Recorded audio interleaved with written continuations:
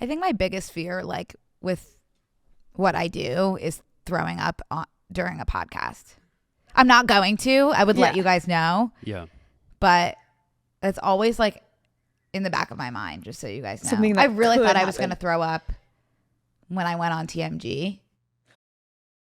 I literally, like, I was an inch away from being like, can we stop? And if you go back and watch, I'm like sitting there like no life behind my eyes. What do you do in your head when you're like trying to That's a good question, Kenny. Yeah. Because I go through that. I mean, yeah. I think back to, I have a very small role. I sit in the chair on Insanely Chill. But I was telling Izzy before this, my first 20 episodes driving to Cody's house in Venice, my hands would be shaking. They'd be so sweaty. And I would have my AC blasting and I would be like cooling my hands off. And obviously that subsided a little bit, but I still have the same thing where I'm like, what if I fuck up? It's so tough. Because like in my head, my like first response is to be like, you're not going to throw up. Stop. You're not going to throw up.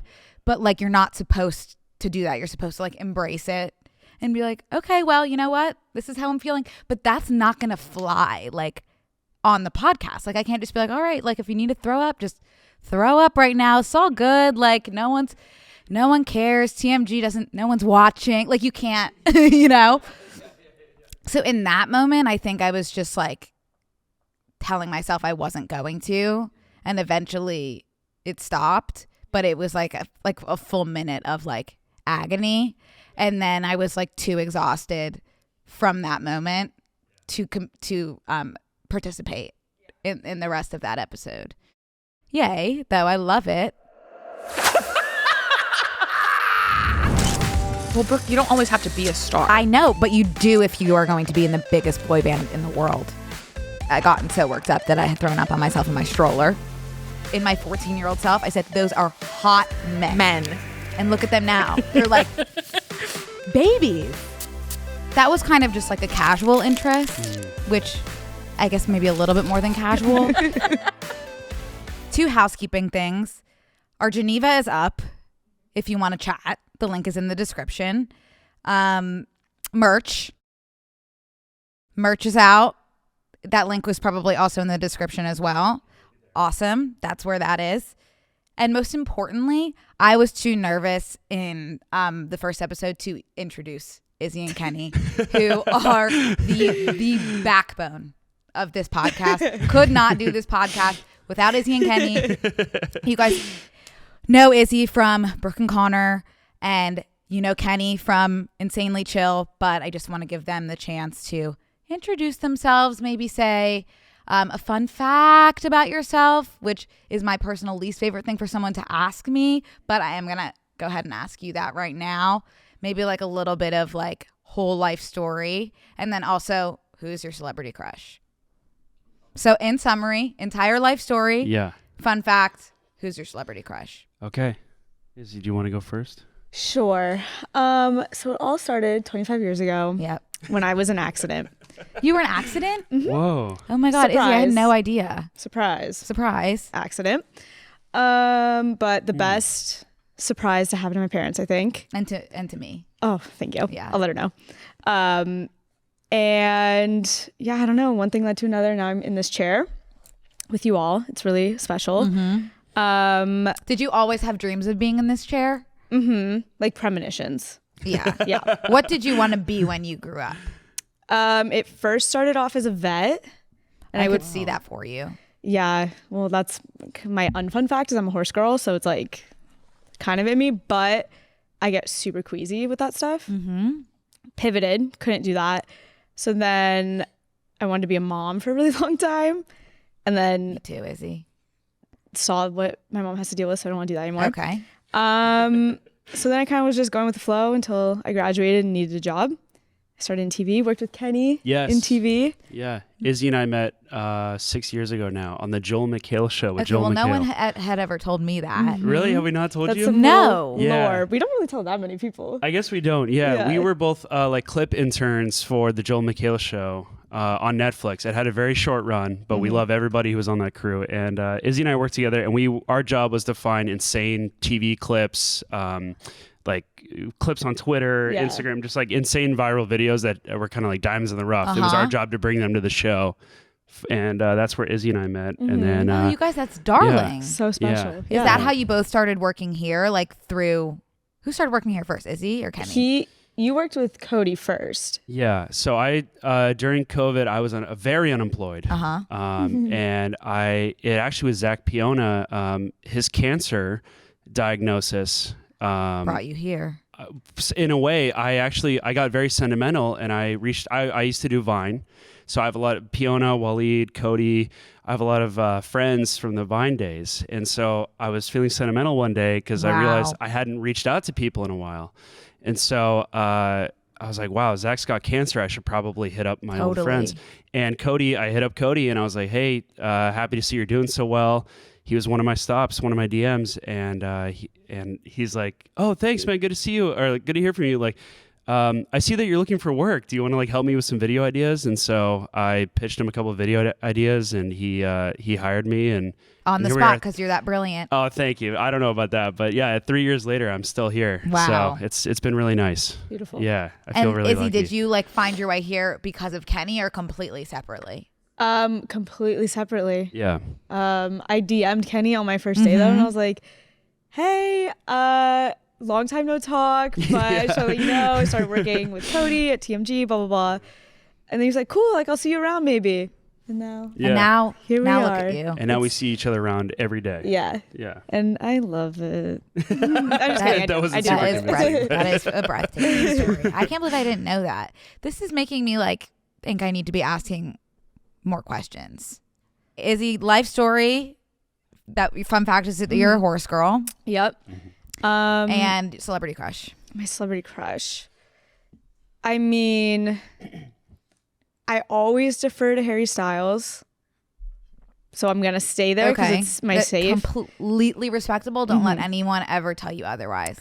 Yeah, I mean, it does rotate, but he is when someone says that, that's my go-to. Yeah. I do have like subgenres, of course. Well, we'll get into that because I really want to dive into the tier list today because I don't feel like I really explained that last episode. So we're gonna dive into that, and that'll give us an opportunity to kind of look at all of our tier lists. Yeah, we'll do the subgenre. Yeah. Okay, Kenny, you're up.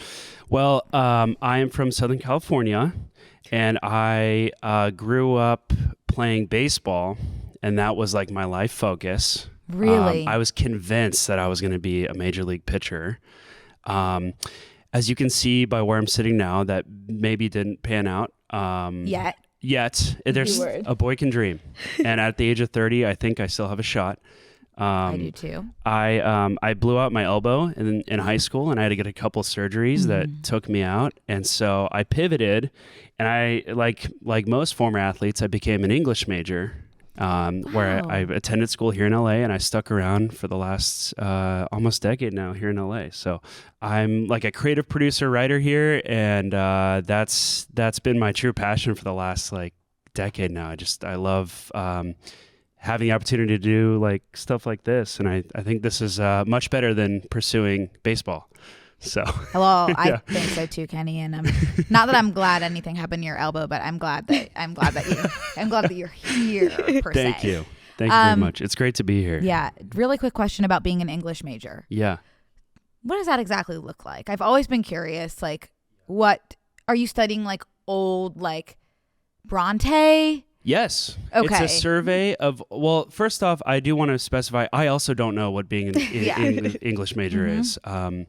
It happens so quickly, and you kind of handpick whatever fits your schedule. So that becomes your focus more so than the text that you want to study. Okay. So because Tuesday at 4 p.m. was Canterbury Tales, I just by sheer force I had to study Middle English, not because I wanted to, but because that was the only thing that fit my schedule in the afternoon.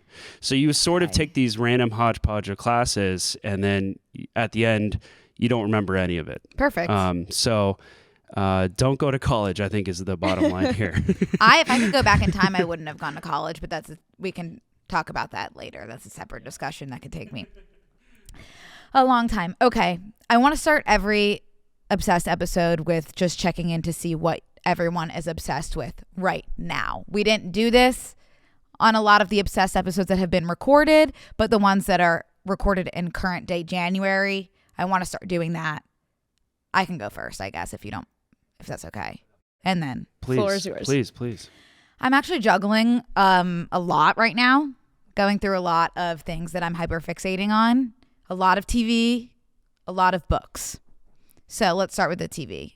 There's too many things on right now. Just binge Love on the Spectrum. Do you watch Love on the Spectrum? I do not, but I've heard fantastic things. I love that show. I am so in love with Abby and David and their romance. I saw a TikTok that was like analyzing a moment that they had and just talking about how it had every aspect of like what a relationship should look like. Like they're checking in with each other all the time. They're interested in each other's interests. They are like affirming each other. They are really like, they are the blueprint. And I love them. And the show is teaching me a lot about love. And I love that. I love love. Okay, second thing, Fellow Travelers. Anyone watching Fellow Travelers? I'm actually not sure what that is. Okay, well, Kenny, let me tell you.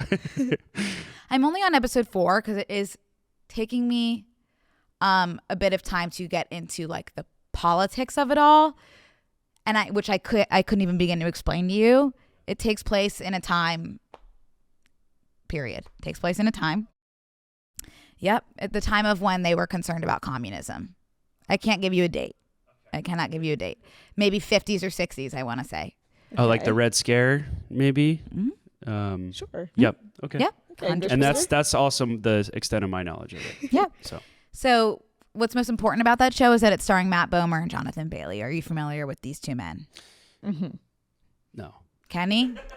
I'm actually like happy about that because it gives me an opportunity. First of all, if I ever saw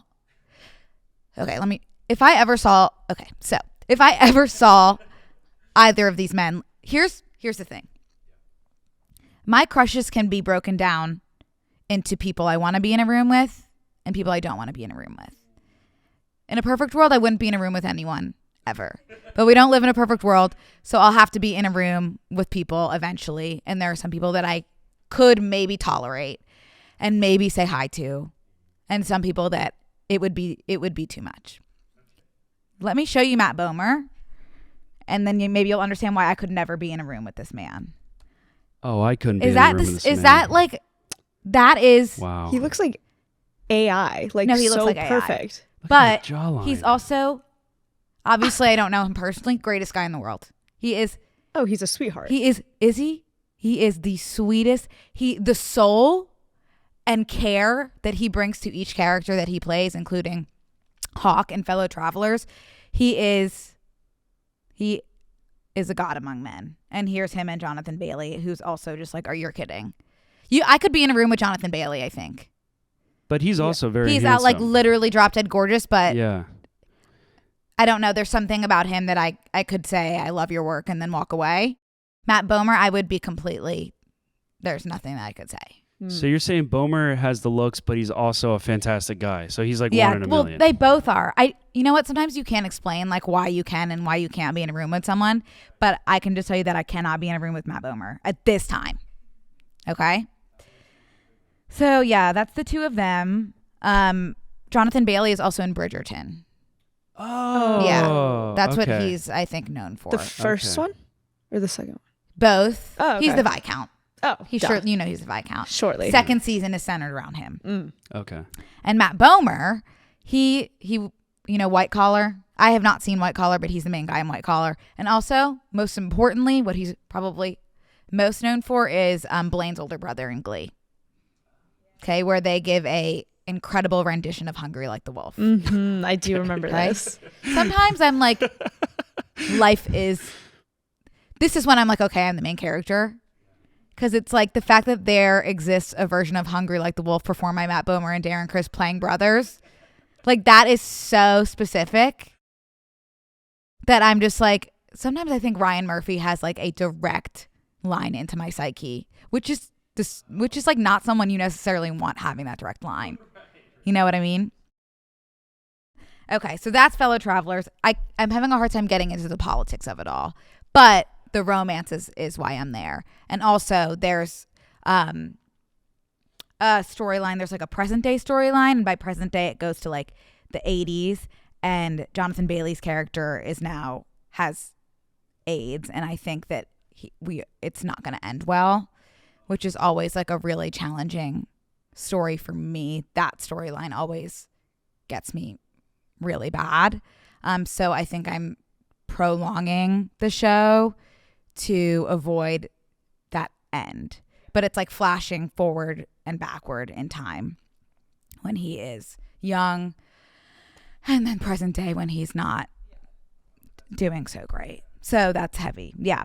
Okay. On a lighter note. Okay. Love on the Spectrum, Fellow Travelers, new season of Queer Eye. I love Queer Eye. Did everyone see that photo of Anthony and Andrew Garfield? I don't mind pulling it up. Kenny, I feel like you haven't seen it. Yeah, I was going to try to stay silent on this one until you pulled it up. Okay. In terms of being in a room with people. Yes. Oh. I did see you post this. Yes. First of all, I'm feeling like they're looking like brothers. Fully. Yeah. Okay. Yeah. And also those poses are so subtle, but they say so much. Oh my God, Kenny, Yeah. I love the way you said that. Tell me what they're Yeah. saying. When you see this, what's it saying to you? It's saying, Do the accent. oh, the British accent? Yeah, you want a picture, don't you? So that was Andrew Garfield. And I'm sorry, my eyesight. Okay, so left is Andrew Garfield. They look like brothers, huh? They do look like brothers. Yes, but left is Andrew. I think you pointed this out in your caption, but this move, my mom always told me that if you're taking a group shot, you never want to cross your hands or your arms. Because it looks like you're Closed upset, off. Closed off. But this yeah. almost says, oh man, it's late, but come on That's in like, for a I don't drink give anyway. a shit. Take a picture of me if you want, or Yeah. don't. Who gives? Who gives? Literally, who gives? I want to start saying Yeah. who gives more. Yeah. Who That's a gives? good one. Why would I get to this picture? Queer Eye, new season of Queer Eye. And now that brings me to my final piece of media that I'm consuming, and probably the most important, which is Mindhunter, Oh, classic. which is old. And this is something that I have not seen because it's starring Jonathan Groff, who was my strongest ever tier 1 crush ever. So I didn't want to watch it because I didn't want to go back to that place.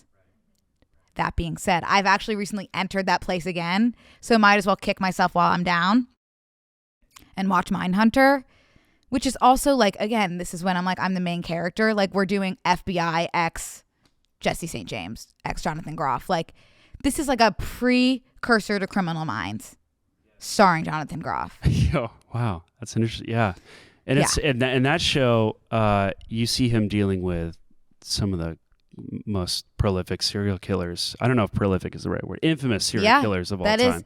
So this is like the beginning of behavioral science, because they didn't understand the way that a psychopath or a narcissist or a sociopath thought, and they didn't study them until Jonathan stepped in. Okay? Until Jonathan stepped in. So this is about him stepping in. Okay? And he's paving the way for behavioral science to open a unit in the FBI, which is what Criminal Minds is.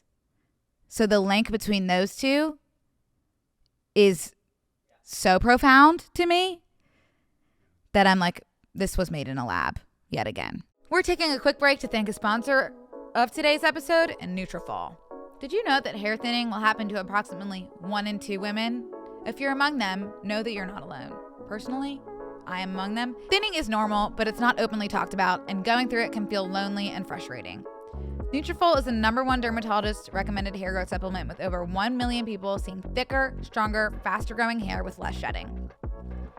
Physician formulated with drug-free ingredients, Nutrafol supplements support healthy hair growth from within by targeting root causes of thinning, including stress, hormones, environment, nutrition, lifestyle, and metabolism as they evolve throughout a woman's life.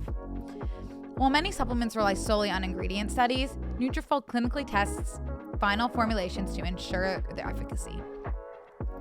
In a clinical study, 86% of women reported improved hair growth after taking Nutrafol Women's Hair Growth Supplement for 6 months. With Nutrafol, building a hair growth routine is simple. Purchase online, no prescription required. Free shipping and automated deliveries ensure you'll never miss a day. See results in 3 to 6 months. Take the first step to visibly thicker, healthier hair. For a limited time, Nutrafol is offering our listeners $10 off your first month subscription and free shipping when you go to Nutrafol.com and enter the promo code OWB. Find out why over 4,500 healthcare professionals and hairstylists recommend Nutrafol for healthier hair. Nutrafol.com, spelled Nutrafol.com, promo code OWB. That's Nutrafol.com, promo code OWB. This episode of Obsessed is sponsored by Lume. The secret to a great date? Feeling confident from head to toe. That's why I'm excited to tell you about Lume Whole Body Deodorant for pits, privates, and beyond. Lume is a game-changing whole body deodorant designed by an OBGYN to work not only on pits, but also feet, privates, and anywhere else we get odor. No matter where you use it, Lume is clinically proven to block odor all day long thanks to its one-of-a-kind pH-optimized formula. And they've got over 275,000 five-star reviews to show for it. Make the switch to Lume, and this Valentine's will be all about head-to-toe confidence. Smells like a second date to me. And Lume has a special offer. New customers get $5 off Lume starter pack with our exclusive code. Use code OWB at lumedeodorant.com. LumeDeodorant.com. I use Lume deodorant on my pits before going on my depression task force walks, and I love it personally. Whole body deodorant, Lume is seriously safe to use anywhere on your body. Pits, underboobs, thigh folds, belly buttons, butt cracks, vulvas, and feet. Lume's starter pack is perfect for new customers. It comes with the solid stick deodorant, cream tube deodorant, 2 free products of your choice, like a mini body wash and deodorant wipes, and free shipping. As a special offer for listeners, new customers get $5 off a Lume starter pack with code OWB at lumedeodorant.com. That equates to over 40% off your starter pack when you visit lumedeodorant.com and use code OWB. Brooke, I'm seeing some parallels. Let me connect these dots here. Go ahead and connect them, Kenny. Jonathan has to sit in a room very intimately with people that have done horrible things that are probably scary to most people, that most of us wouldn't want to be in the same room. So I wonder if there's something that you can overcome by seeing Jonathan in the room with these scary people. Maybe that's your Matt Bomer. That's his name, right? Yeah, good job, Kenny. Maybe you need to channel that if given the opportunity, i.e. Jonathan in the room with what's that guy? He's 6'8", 6'11". The serial killer? Yes, Ed Kemper. Ed Kemper. Maybe Bomer is your Ed Kemper, and you just need, if given the opportunity, you could sit in the same room with him and channel that bravery that Groff did in Mindhunter. That is powerful stuff, Kenny. At this time, I'd rather be in the room with Ed Kemper than sure. Any of my crushes, but well said. And I will be watching that show through that lens now. Okay. Hopefully it can give me some strength. Yeah, okay. Also, so that's what I'm watching. Reading, we're doing Court of Thorns and Roses still. Obviously, this series has shaped who I am. It's awesome that I'm like constantly being shaped. Like, I know there are so many obsessions to come. It's like I have no idea how I'm going to be shaped in the future, but I'm going to be so shaped in different ways and shapes for so long. Such a good outlook on life. It's like so much to look forward to. Yeah. I think when we stop being shaped, we maybe lose our shape entirely, if that Did you study philosophy too or something? I'm just an English major. Okay. You are really, we need to like start writing down all of these Kenny quotes that are like actually like hacking the mainframe. Yeah. And then when you see them written down, you're like, this is the dumbest thing I've ever read. No, but they're really like poignant, Kenny, really poignant. Thank you, Brooke. Thank you. So I'm on the last of the Court of Thorns and Roses books right now. I am going a little bit more slowly through this one. This one is a different POV from the others. So it's not, my tier 1 is not the main character in this one. Hence me going a little bit more slowly. And also I'm needing to savor the series. So working my way through this, I think I'll definitely be done by the end of the weekend, in which case we'll enter a period of mourning. I heard that is she doing something where like there's now a metaverse where there's like Izzy, great question. Happy to answer that. There are 3 different series that Sarah J. Maas has. First one, Throne of Glass. That is probably what I'll read next. That series is complete. Now, from my understanding, that series is more like plot-based YA, less romance, which is giving me pause to say the least. But I'm gonna push through because some people like that one more than A Court of Thorns and Roses. Now, then there's A Court of Thorns and Roses, which is actually still ongoing, believe it or not. We can expect another book. That day is going to be the most insane day in the studio space. Okay? Then there's the Crescent City series, which is a new book is coming out in like a few weeks, the 3rd book. Those books are like my height. Like they're like 1,000 pages and apparently like very, very intense fantasy, which I'll probably have a hard time with because that's always tricky, to enter a different world. It takes a little bit to get on your feet in a new world. So Especially with a book of that size. Especially with a book of that size. But somehow they like all connect somehow. And there's like Easter eggs, I think. So I'll let you know as I progress into the other series after my period of mourning. I'll respect it. When finishing May this I book. ask how do you mourn? I think I would just mourn by not reading, not partaking in literature for maybe a week or so, taking a breath and some time to think about what I've read. And when I say mourn, it's really more like a celebration of life. Okay, so celebrating what I've read. I'm also really excited to finally get on that side of TikTok without being scared that I'm going to spoil something. Because I so horribly spoiled the 2nd and 3rd book for myself on TikTok in a way that's like I can't imagine if I had read those books not knowing those things. Like I would have had an even better experience, which is hard to imagine because the experience that I had was remarkable. But I can never get to a place where I didn't spoil those books for myself, which is sad. But now I can fully dive into the TikTok space, which I'm excited about. So that's part of the celebration of life that I'm looking forward to. I think that's it. I think that's all I'm doing.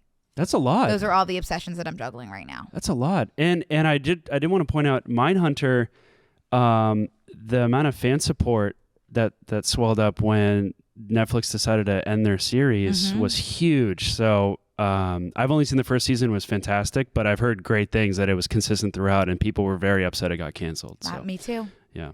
Me too. And maybe another period of mourning. Maybe another period of mourning when I'm done that. I'm also, because I'm juggling so many obsessions, that gives me the opportunity to take everything slowly. Yeah. So I could see me working on this for a few months. I'm doing like half an episode a day. That's good. Okay. That's healthy. That sounds healthy.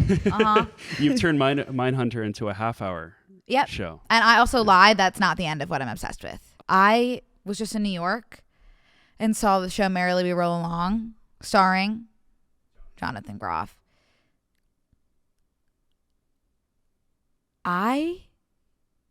What is there to say that's not already been said about this man? If I've been put on this earth for one reason, it's to bring awareness to Jonathan Groff and what he can do and what he's capable of. Not only, first of all, we know he is the voice of an angel. The way that he can tell a story, the soul that this man brings to his roles, it's unlike Matt Bomer. It's unlike anyone that we know. The story in Merrily Roll Along is incredible. Let me tell you about it really, really quick, and then we can get to the point of the episode after 30 minutes. Okay? Basically, it's a story told backwards. The first scene in the musical is the last scene chronologically. So the play starts off with like Jonathan is this big producer and he's been completely like overtaken by success. He became too like money hungry, fame hungry. He's lost everyone that's close to him. And then it works its way back to like him being an aspiring producer, him having all these friends, him having a loving relationship. And then the last scene is like how it all started and how he was like bright eyed and bushy tailed and surrounded by people that loved him and that he loved. Wow. I'm not How- kidding. Goosebumps. Isn't that like the most Goosebumps. powerful thing you've ever heard? Yeah. And like no one could tell that story like him. And Daniel Radcliffe. Really? Yep. Wow. Yep. Daniel Radcliffe was a scene stealer, to say the least. He is so talented, the boy who lived. Also, like, how lucky are we? How lucky are we to live in a world where the boy who lived is collaborating with Jesse St. James of Glee? Like, how did we get so lucky? How did we get so lucky? That's what I'll say. The fact that I can pay money to be in a room with these people is insane. Like, how lucky are we? I'm feeling overwhelmingly grateful at this moment in time that I can pay a sum, and that's going to get me into the door to be in a room with some of the most talented people of our generation. And can you walk us through, because you told the story on Insanely Chill that you accidentally bought the wheelchair seat? Oh yeah, Kenny, I don't mind. I'm worried about like, and this is something that I'll just like have to figure out as the pod goes along. Like, how do you think that there are going to be people that listen to this that don't listen to Brooke and Connor? Statistically, yeah. Statistically Yeah. speaking. Yeah. Like, I'm worried about telling the same stories over and over. Sorry, no, I meant... No, like I'm going to. That's the Oh, thing. yeah, like I'm yeah. going to. Yes, But like yeah. you guys have to let me know if you're like, stop telling the same stories over and over. I will say on Brooke and Connor, there's been times where you guys retell a story, nobody remembered it. Okay. So Yeah. I am gonna Yeah. retell the story perfect. of going to Funny Girl. Which again, like, I'm so sorry. Like, this concept is like kind of blowing my mind. I could pay money to see Leah Michelle sing. What? That's awesome. That's an awesome thing to be able to do.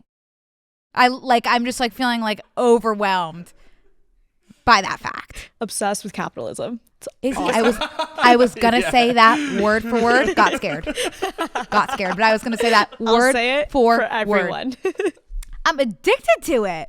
Like, that is nuts. Did we figure out if I could pay to go to the Tonys? That's like, why am I like so grateful that I can pay money? Like, yeah. Okay. Anyway, what was I saying? Leah Michelle.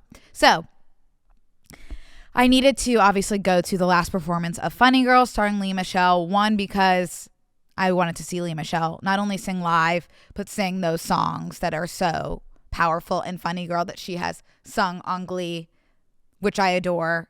To be able to see that in person, what a gift. Okay. That's the main reason I wanted to go. But also the main reason that I wanted to go more than that is because I knew that Jonathan would be there supporting his best friend on her last show. That was just a hunch. So I bought a ticket that was like surprisingly cheap, considering it was the last performance, and like also like a good seat, and also the fact that all of the seats around it were about $300 to $400 more. But no matter, did not bother me. Bought the ticket, flew to New York, went to the show, and I'm by myself. I asked the usher where M19 is. Was it M18 or M19? I guess I don't need to get caught up in the details, but I think it was M18. Ask the usher where M18 is. He looks at me like he has seen a ghost, which he has due to the fact that M18 does not exist.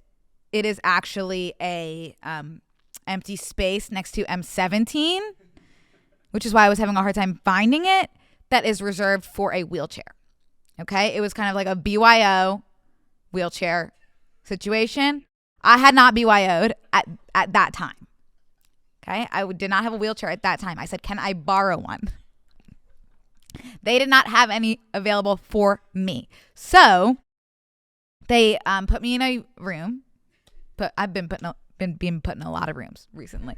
But they put me in a room with other people who were requiring wheelchairs and left me in there for quite some time, to the point where I was like, I'm actually not going to be able to see the show. Which is like, I truly was like, there's not going to be an empty seat. It's the last show. And luckily they found me a seat. Wasn't as good as M18 would have been, but still good nonetheless. And it was a seat that was in the aisle, which allowed me direct visual access to see Jonathan. Okay, Jonathan sitting close to the front with Leah's mom, who I would obviously recognize anywhere, of course. So that took me aback right away. At this point, I'm like, I'm not gonna say hi. Like, it's before the show, he's being swarmed. But I had also been granted a free cocktail for all the troubles that I had gone through. So I decided to redeem that and drank that during the first half of the show. And it is that cocktail that gave me the courage to then at intermission get in line to say hi to Jonathan. Went through some trials and tribulations in the line. It was a very long line. I got very lucky, very, very lucky that there were some really, really sweet girls who knew. I don't know if they could just sense it through my energy or they had watched Brooke and Connor, but they knew how important this moment was to me. So they had kind of let me go in front of them. This random man also said that he would help me get to the front. And then it turned out he had no connection to like anything whatsoever. So then that was a little bit confusing. Then got to the front, and then Leah's mom, who, as I've said, would recognize anywhere, said, I'm actually going to have to cut this off. I'm so sorry, guys, because he was being swarmed. And then I said, that is for the best, because like I've said, don't put me in a room. I said, that's for the best. And she said, no, you go ahead. I swear, I'd like to think, I think she saw a little bit of her daughter in me in that moment. Like, I think she saw nothing but like pure love. Yeah, pure love. And then had a mortifying conversation with Jonathan that I wouldn't trade for the world. Don't remember what I said except for that his version of Bohemian Rhapsody changed my life. And then got a few pictures that were blurry. And that was that. So I can be in a room with him. I did it. I could be in a room with him, but he's on the list of people I can be in a room, put me in a room with. Oh, okay. Yeah. Okay. So in terms of tier list, he's below where Mr. Bomer would be. it's tough because it's like a different tier list. It's like I don't want, he's not below. It's just like a different type of categorization. Which brings me to, what are you guys obsessed with, by the way, recently? Before I get into the tier list of it all. I've been obsessed with the word Pookie. Oh my God. Because of that couple on TikTok. Have you seen them? It's like the Southern couple. No. And this guy will go, his name's Jet, and I forget her name, but he'll be like, Pookie's looking extra nice tonight. And I love that. Like, something I love that. I saw a comment that was like, this is really sweet. And then someone else said, seems like a sinister relationship. I'm choosing that. to You know, ignore I that. love that word, sinister. I know. And I can't have my own opinions. So once I saw that, I got scared. Can I pull them up? Yeah. I think if you just look up like TikTok. Let me just head over to TikTok.com. Mm-hmm. My hands are so sweaty that they're sticking to the keys. And I can't, it's like I'm having a hard time. Okay. Pookie. Is it them? Yep. Friday night, date night. Taking Pookie to a new spot tonight with 3 other couples, and Pookie looks absolutely amazing. Good Lord, babe, I love the all black. Thank you. I'm wearing my Kelly. I'm so excited.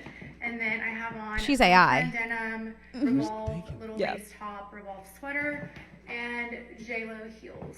I'm wearing a late Christmas present from Campbell. Jacket is Gutteridge.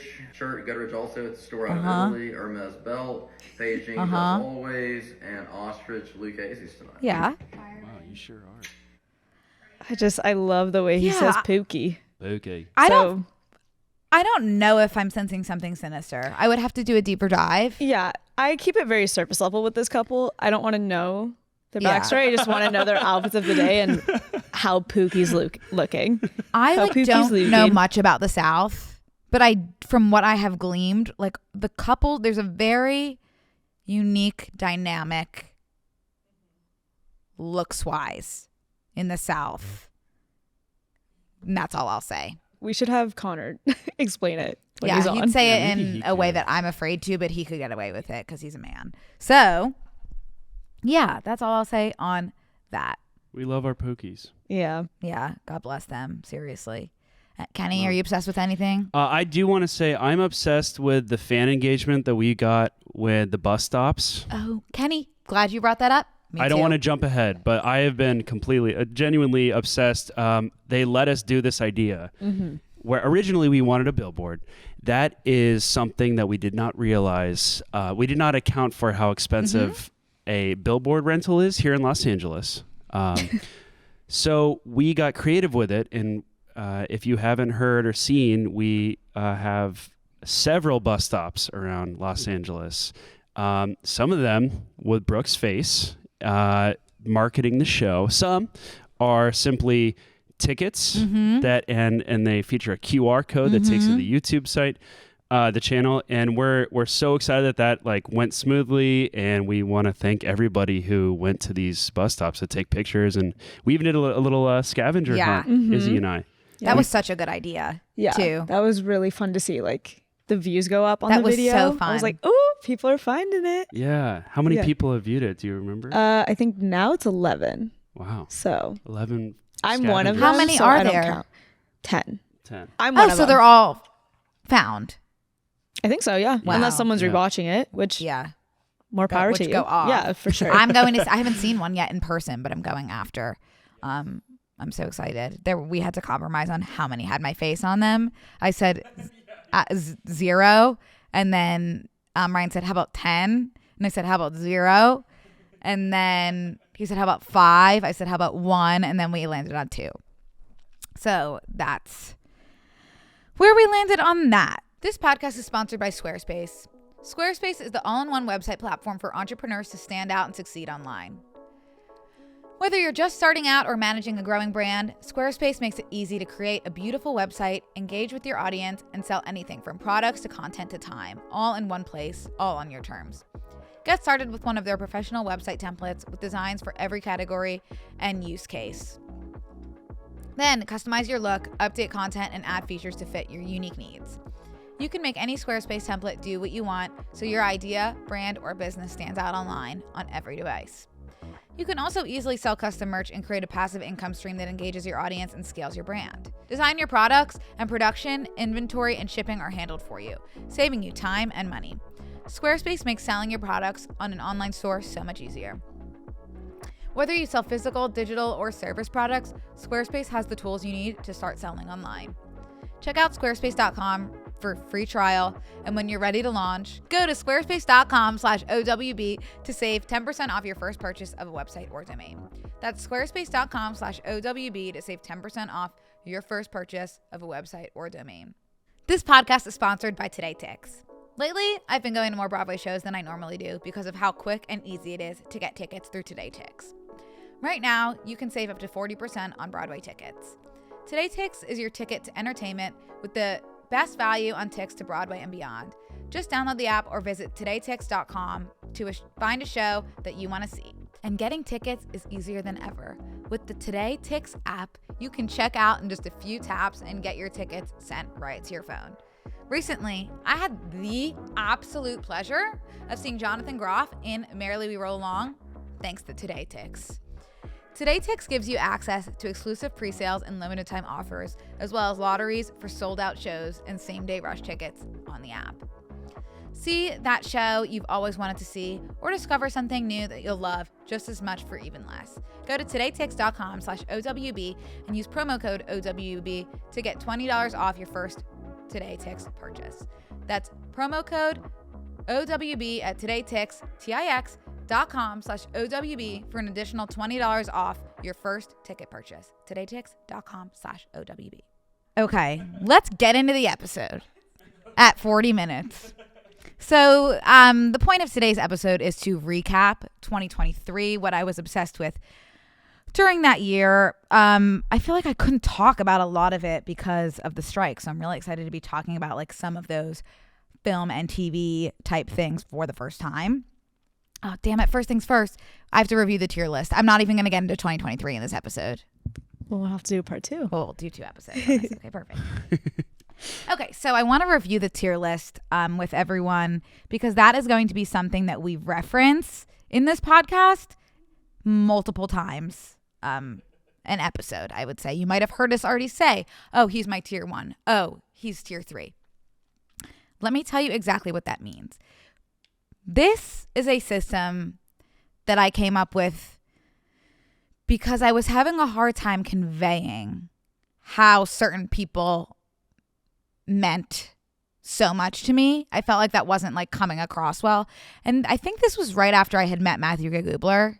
And I was like, no one is actually understanding how severe this was. And then I had to come up with the concept of tier 1 to explain that. So a tier 1 celebrity crush is someone that consumes your every waking thought. You cannot stop watching and obsessively consuming content. You cannot imagine your life without them. It actually makes you physically sick that you will not be with them. Okay? Tier 1 is the most all-consuming of the tiers. I think it's pretty hard to have more than tier 1 at a time. I've had 2 before. It's not easy. Okay? It's not ideal. I wouldn't wish anyone that. Have I had 3 before? That's a good question. I think if it's like a true tier 1, I think there are different variations of tier 1s, but I think if it's a true tier 1, the most intense tier 1, you're only having 1. But I think there have been times where it's been like a less intense tier 1 and I've had 2 or 3. I think that's what's happening right now. I'll get into that later. Tier 0.5. Tier 0.5 is when a tier 1 has become so unhealthy and detrimental to your everyday life, you no longer are engaging with them. You're going cold turkey, and tier 5 is more of a 0.5 is more of a protocol where you're putting them to the side. You're not engaging with content. You're not talking about them with your friends. You are 0.5ing them until they can hopefully cycle back to tier 3 in a healthy way.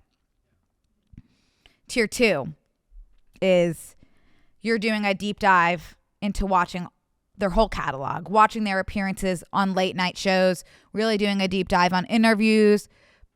You know their whole biography. You know everything about them. You are up to date on everything that they've done, and you are compelled to keep consuming content. It is just like a less intense version of a tier 1. Tier 3 is more of like what I imagine normal people have when they have celebrity crushes. You are like admiring them and loving them when you're watching them, but you're not thinking about them all the time.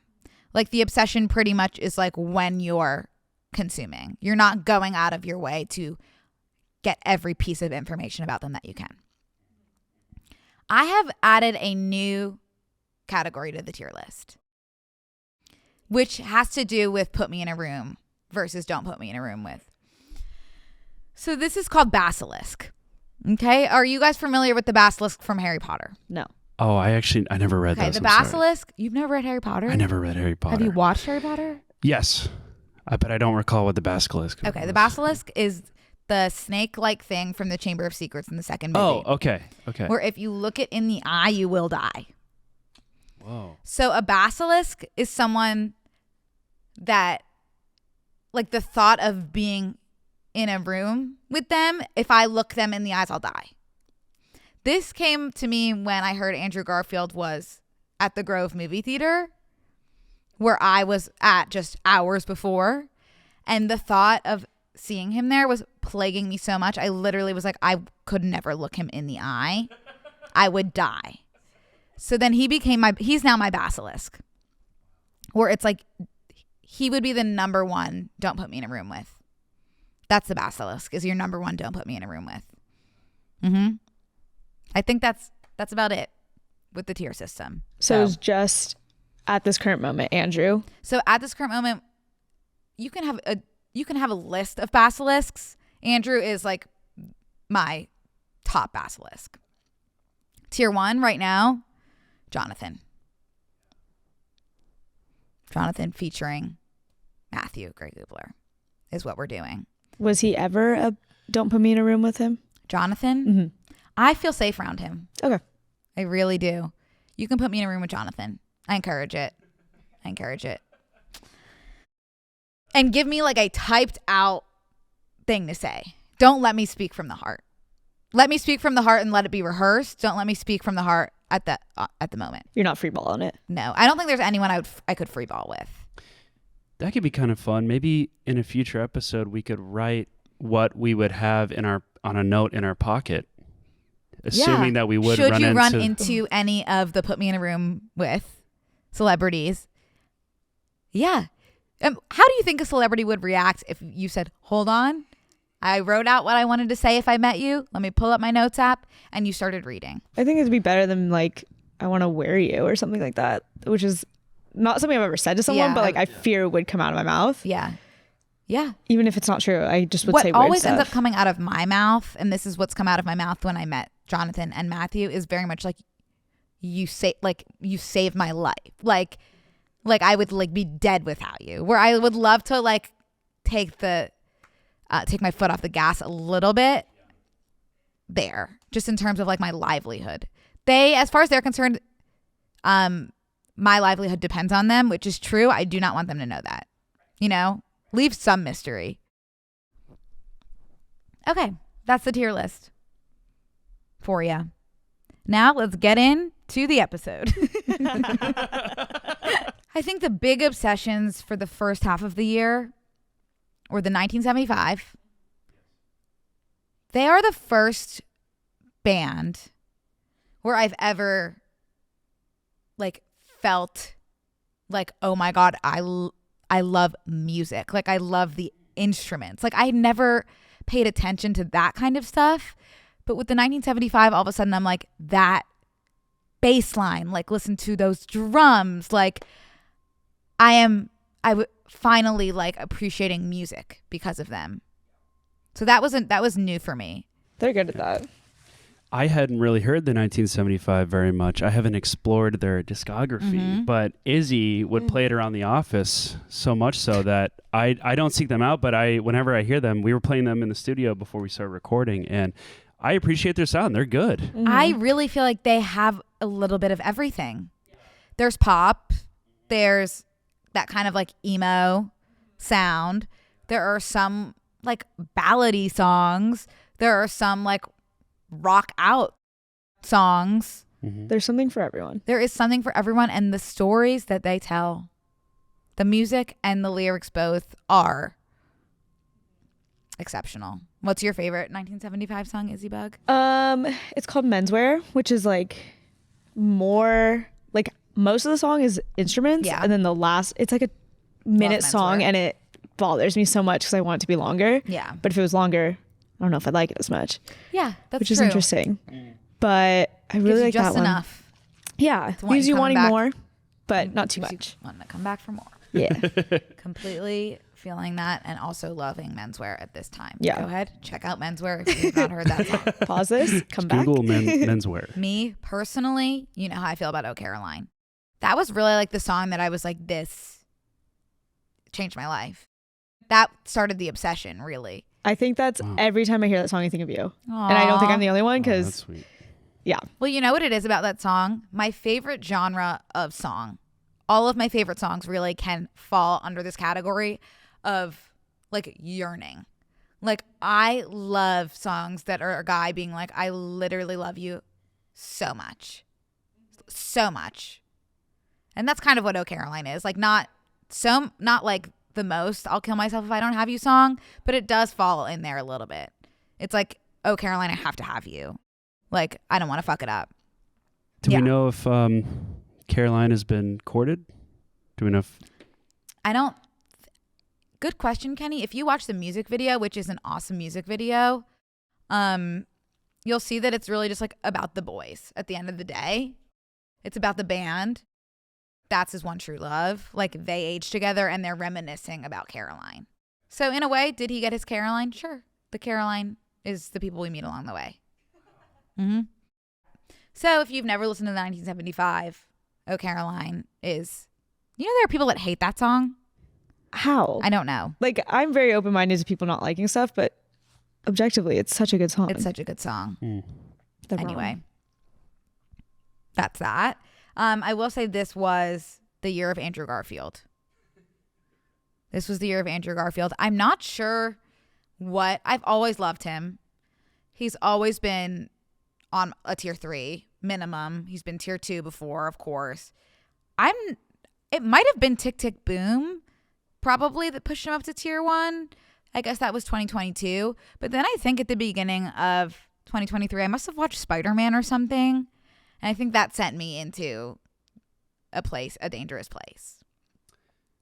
Is that the he did one Spider-Man movie or two Spider-Man movies? Okay. And his are all like, of course they're the saddest. Like he's always in like things that are completely heartbreaking, which brings me to another film that he was in that I was obsessed with about polio.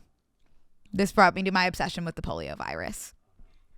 I like really get fixated on deadly viruses to a point that it like gets in the way of my life. But let's head back into that space.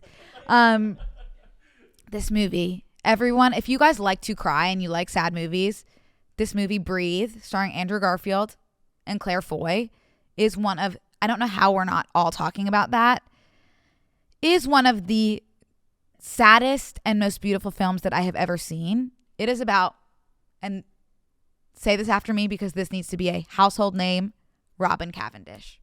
Okay? Robin Cavendish. Robin Cavendish was one of the first respiratots, I think I'm saying that right, which is somebody who was able to breathe with the assistance of a respirator outside of the hospital. So the film is about somebody who gets polio, Robin Cavendish, and he was given like a few months to live, a year tops, and he was like, okay, if that's what I have, then I want to spend it outside of the hospital. And he was one of the first people to leave the hospital with a respirator. Yep. And he completely changed the game. Like he paved the way for people to live outside of the hospital with respirators. He lived for like so many years, so many beautiful years with his wife and his child. And it's all about like making the best of what he had and making the world better for other people that also had this. And I'm giving myself goosebumps at this time. It is a really beautiful story. Would recommend that movie if you like sad things, and also Andrew Garfield as well. Period. Also, yes, Kenny. Sorry, did he get any Oscar No. buzz? Okay. Like, Yeah. I also hadn't even heard of that movie. The only reason that I had watched it is because I was working my way through his whole discography. Oh. Yeah, and that is the one out of all of his movies that really hit the most. I have to be honest, I never heard of it. I so hadn't I'll have either, to check Kenny, that out. Yeah. which is shameful. Yeah. Really shameful. I hope everybody goes and watches it. Okay, other thing I was obsessed with in January, the Mindy Project. Oh. Have you seen? I've seen. Mm-mm. You have to watch it, Izzy. It is. I can't believe I wasn't watching it when it was on. I think it was on the same time that New Girl was on air. And it was very much a like you are watching the Mindy Project or you're watching New Girl. I don't know why it wasn't both. But I can't believe I didn't watch the Mindy Project. It is so, so brilliant. I will say should have ended after season 3. But that's neither here nor there. Go ahead. Do me a favor. Watch the Mindy Project. Get back to me. Last thing I was obsessed with, and then we're going to head to the next episode, was rodents. This is when I started getting on my Instagram reels exclusively pet rats. I thought you meant like a movie, but you actually Nope, mean... I am meaning the species. The species of animal. Okay. Please look at these pet rats. Like, hello? Oh. Is that not the most adorable thing that you've ever seen? Look at that smile. It is cute, but we did talk about this We did talk yesterday. about The this. tail The tail is not really easy. gets me. But look how cute. That is really cute. That is sweet. They're affectionate. They're so affectionate. They are the puppies of the rodent species of rodents. Oh, good Oh. comparison. Yeah, the tail is like not awesome. But look at Yeah. it without the tail. Yeah, if we just like ignore that, that's Oh my God, look. Like they're so cute and cuddly. Look at these two cuddling each other. that is sweet. Oh, yeah. Whoa, the nails. Like, yeah. oh my God, look at his gorgeous manicure. They're better than mine with that. Like, they are so precious. Anyway, thank you guys so much for listening, and love you all to death, and I will see you next week.